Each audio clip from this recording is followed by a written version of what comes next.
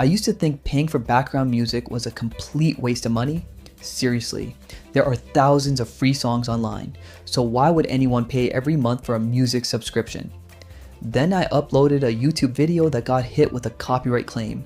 That changed my opinion pretty fast, so I decided to test Epidemic sound properly. Not for one video, for an entire week of content.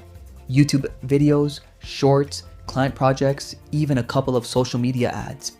The first thing I noticed wasn't the music, it was how much time I stopped wasting. Instead of opening 5 different websites looking for one decent track, I found something that matched the mood in just a few minutes.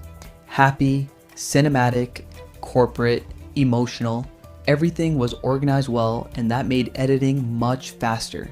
But here's what nobody tells you. Having thousands of songs doesn't automatically make choosing music easier.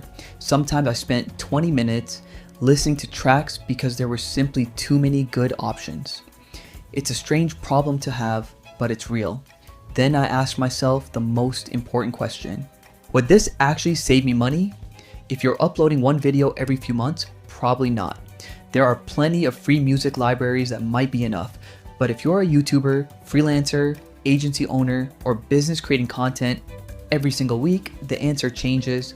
One copyright issue, one licensing mistake, or one client asking for commercial rights can easily cost more than the subscription. That's something many people don't think about. Here's my biggest takeaway. You're not really paying for music, you're paying for peace of mind. Knowing your content is properly licensed lets you focus on creating instead of worrying about copyright claims later. So, is Epidemic sound worth the money? For casual creators, maybe not. For people building a business around content, I'd say it's much easier to justify.